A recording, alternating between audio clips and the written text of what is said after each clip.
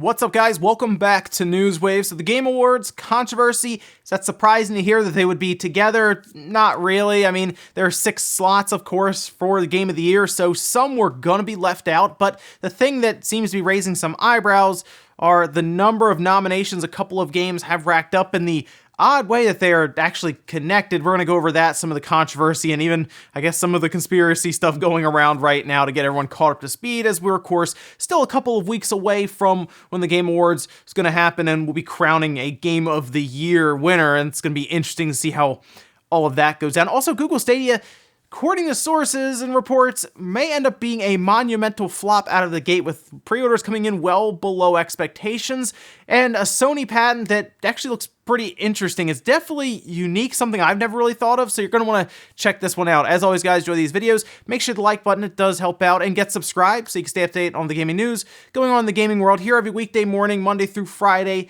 8 a.m. Eastern Time. And we're going to start today with Need for Speed Heat. Ghost Games was on Twitter and posted this up with an image saying Need for Speed Heat set a new record during the first week, with more of you playing this game than any other Need for Speed title this generation. Thanks to our community for bringing the heat. Now, EA was not expecting massive sales. We've heard like 3 million or so is what they were looking for overall, and they didn't really give any specifics on how many people were playing or sales.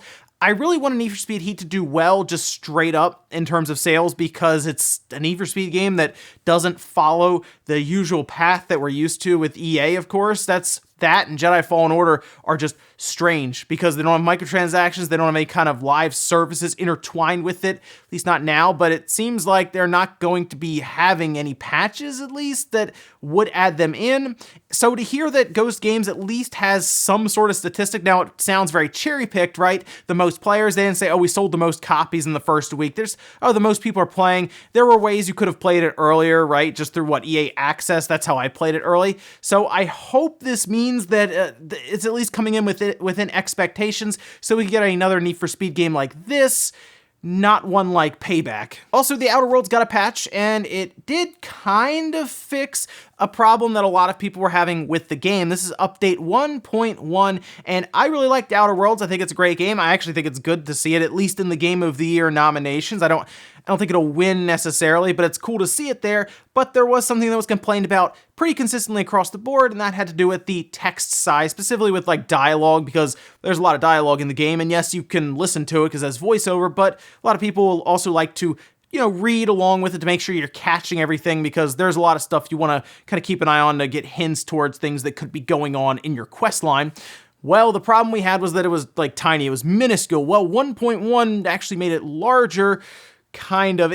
It's a little bigger, there's still definitely more room, and they can have more options for larger text font going up, and it doesn't appear to have done anything with the inventory system, which is another spot where there's a lot of text that people were complaining about the size of it. So I am hoping that they have this still going forward in their mind to increase the text size further, at least give the option for the person to like blow it up.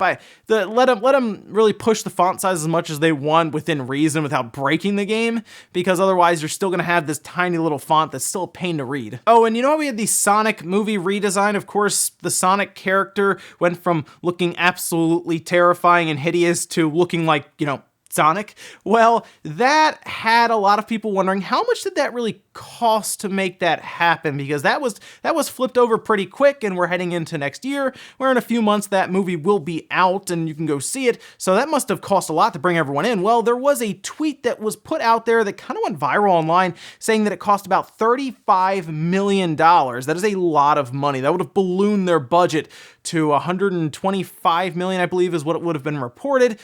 But IndieWire reported with a source close to the overall effects and modeling that the actual cost was more reasonable, under $5 million. And the reasoning for this and why, this is again according to IndieWire and sources that they have close to the situation, the reason that it didn't cost as much is because the only real scenes that were completely finalized with the Sonic character were the ones that we saw in the previews. So otherwise, they were still kind of have placeholders and putting Sonic in, and they'd be able to just replace Sonic with the newly formed redesign, and that's why it apparently didn't cost $35 million. That is astronomical, by the way, if it would have cost that much. I think $5 million or less is bit more reasonable for what they were doing and within their budget. But hey, I at least I say at this point, if you were someone who really wanted that redesign done, you should probably at least go see it or rent it when it comes out. I would go to the movie theater though, just to help that number out if you were someone who was really pushing for that change. And guys, some of the quick news out of the way, let's get into the bigger stuff. Let's start right away with the Game Awards and the Game of the Year nominations and the controversy. Now, if you missed it, I did a video yesterday. Go check that one out if you want to get caught up with all of the nominations for all of the different categories. I went through all of them except for like the esports one, just because I wasn't really going to know what was going on there, to be honest, so I just kind of went past it. But everything else, though, with games, I did go through, and that included the Game of the Year nominations. Now, we do have a full listing for it. I'm going to go through them very quickly so you can see what kind of everyone is arguing over right now. We have Control, Death Stranding, Super Smash Bros. Ultimate, Resident Evil 2, Sekiro Shadows Die Twice, and The Outer Worlds. Now, there are still several nominations. Of course, there's like Best Game Direction, they have Best Narrative, Art Direction, Action Game. There's still a lot of categories that games can win, so of course, that means games can be nominated several times. And if you really think about the games that have come out this past year, what 2 games do you think would have been at the top of the list for most nominations? Just think about it right now. I mean, we just saw that Game of the Year listing. If you did not say Control and Death Stranding, you would be wrong, because the 2 games that have the most nominations are those. Death Stranding had 9 nominations, Control had 8. And that has left a lot of people scratching their heads around this situation, because those, while they didn't have bad reviews overall, there were some good, and with Death Stranding, it was very much on either side. There weren't a lot of people like completely in the middle. It was either people didn't like it at all and they weren't even going to try to finish it, or there's some people who are absolutely in love with the game, but that did hurt its overall score, whether it's on OpenCritic or Metacritic, basically the average of all of the critic scores, to what would be considered nowadays an average, like a lower 80s. That's strange to have that have so many nominations at the Game Awards. That's something that's been brought up quite a bit. Control is another one that I thought was forgotten about completely, but here it is, as 8 nominations. Now, of course, the biggest thing here with Death Stranding is that Jeff Keighley is even in the game. And like his close personal friend, Hideo Kojima, it's his game. That's why it's so strange right now for a lot of people to see this. They don't, like, a lot of people, you look at this and you go, is there something going on here with Death Stranding, Jeff Keighley, and the whole show?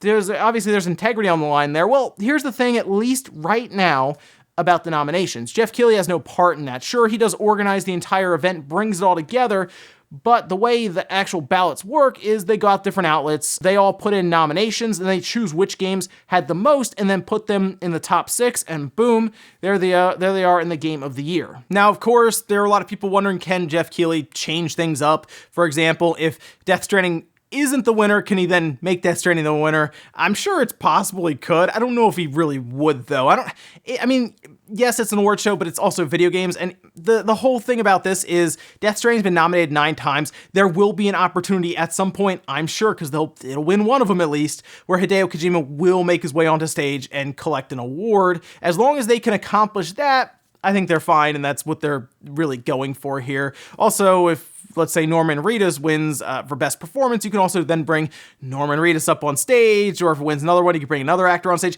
It does kind of work out in Jeff Keighley's favor to have Death Stranding win, because then, of course, you can get some of the Hollywood faces on stage. Now, the other interesting thing that's been pointed out, with Control getting 8 nominations and Death Stranding getting 9, 505, of course, published Control, and they're going to be publishing Death Stranding on PC. That was an interesting link that people were making. I don't know how much that actually matters, unless they just want everything Death Stranding touches to just start winning awards. Maybe critics just played a different Control than I played. Next up, let's talk about Google Stadia. Of course, it launched on the 19th, so yesterday, and it hasn't been doing that great, is what we're hearing from reports. Jason Schreier tweeted this out, saying Google Stadia is out today and it already looks like a monumental flop.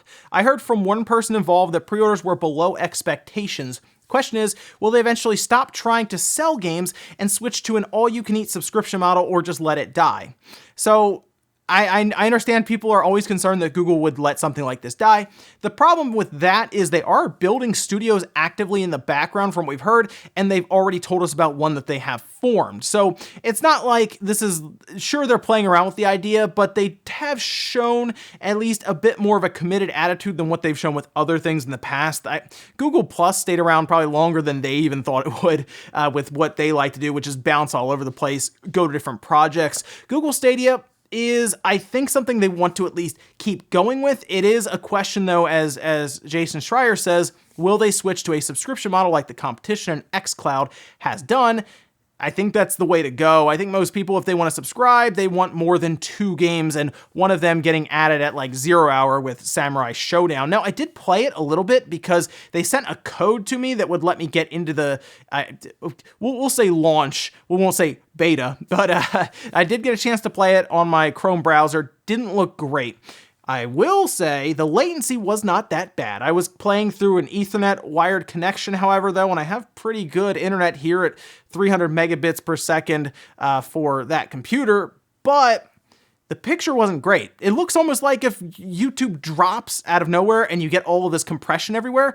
That's what it seemed to look like for Destiny 2. I took some video you can see, but it didn't look great. There was a lot of banding issues in any darkened areas, and it wasn't great. And then I double checked, and it appears that the Chrome browser, at least for now, seems to be locked at 1080p, although there even have been talks, as people were saying, possibly upscaled 720p, so we'll have to see a little more on that. I'll have to check the Chromecast Ultra out, but it gets even weirder. Destiny 2, something else I noticed is that it looks like it's lower quality than even the Xbox One X. And it wasn't just me that thought that. The Verge even apparently talked to Google about this, and they said that even though it would be 4K, it's being upscaled from 1080p, and they're doing all kinds of stuff to try to smooth out the image, and it appears to be running at medium settings, which, yeah, overall that would put it lower than the Xbox One X, which is odd because it's supposed to be a 10.7 teraflop machine that you're playing on, so that's more powerful than the X. It's a pretty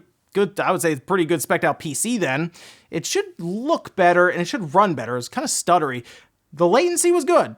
I'll give them that. They at least have that point down, so if I can get a better picture, we might have something at least if you have no other options to play a game, because realistically though, checking it out, I'd rather just play my Xbox, PS4, Switch, or local PC. Also about pre-orders being below expectations, let's face it, a lot of people are just waiting for that free option. 1080-60 is going to be good enough for a lot of people who just want to play it occasionally here and there. I think that's where they're really going to be focusing on when we get past this year, going into next, and the earlier they can get that out, the better it'll help their numbers. Next up, let's talk about a Sony patent that was pointed out. I saw this on Tweaktown, and it was very, very interesting to see because it does point out the ability to essentially share save states in games, which is cool. I mean, that's not terribly new, but the part that is new and is fascinating is the idea of being able to create your own demo and share it with a friend. I am not at all sure how this is going to work, but there is a full patent for it. Now,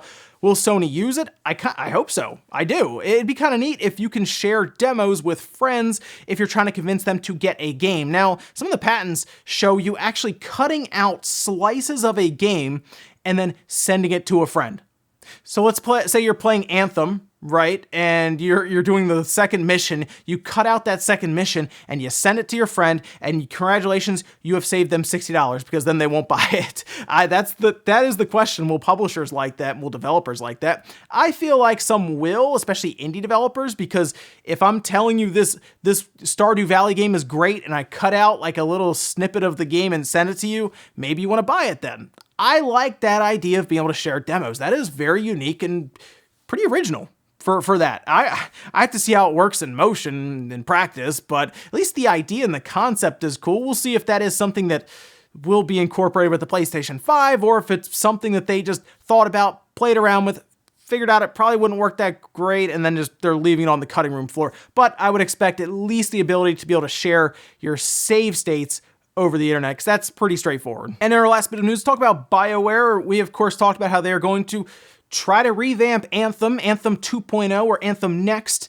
we'll see about that one, because that's going to be an undertaking to get Anthem back, especially if they keep the name Anthem. That name has to change. And speaking of rebranding, it looks like Bioware is doing just that. Several pictures have started to come up. They changed up their banners, Twitter profile. All this stuff started to get changed, and it looks a bit more, I'll say, sleek or modern, as people have been pointing out. And this makes sense because it sounds like we, of course, are getting a Dragon Age game from them.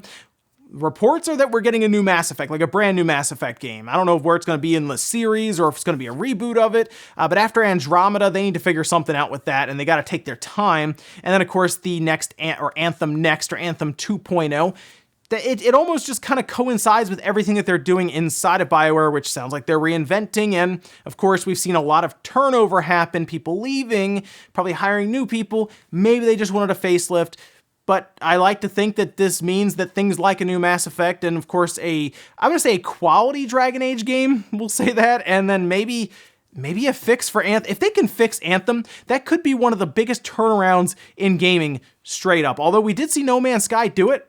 I didn't think that was possible, but people really like No Man's Sky now, so I guess you never know. And we'll finish up with the comment of the day. This one is from Christopher saying, are we sure that there isn't a light bar, or is it just more concealed at the top of the controller? That's in reference to the PS5 Patent controller that we saw there, the patent for the PS5 controller that appeared to eliminate that big light bar at the top, which, now that I think about it, that would probably help with battery life. I mean, we're seeing even the Elite Series 2 controller for the Xbox One get 40 hours of battery life. The Switch Pro controller gets that. It's like the PlayStation 4 controller is the last one left with terrible battery life at this point. So hopefully by taking that light bar out, they can do that. But you might be right, because it's not as detailed all the way around, and there's a chance that the light bar doesn't need to be that large, or it could even be kind of like a thin strip for a light there at the top, right? It could even be like a little dot or rectangle somewhere that we can't necessarily make out on the drawings. It's very possible. I like the idea of taking that light bar out, because I don't really like it that much. I think it's cool when it changes colors for what's going on screen, but more times than not, I look down and go, yeah, that's still on. Ladies and gentlemen, it's going to be here for Newswave. Enjoyed this video, guys. The like button really helps out. If not, hit the dislike. Leave comments down below about everything we talked about today, whether it's the Game Awards controversy. Do you think everything's on the up and up there? Do you actually think there's some like internal politics going on to get some of these games in the position that they're in? I'm very curious about that one down below, especially after seeing things like Devil May Cry 5, Astral Chain, and Fire Emblem not make it into the Game of the Year nominations. Very interesting with that one. And then also, what about Google Stadia and possibly being a monumental flop? Are you surprised, or is this something you might look into next year when it's free at the 1080p 60 option? Thanks guys for watching, and I'll see you next time.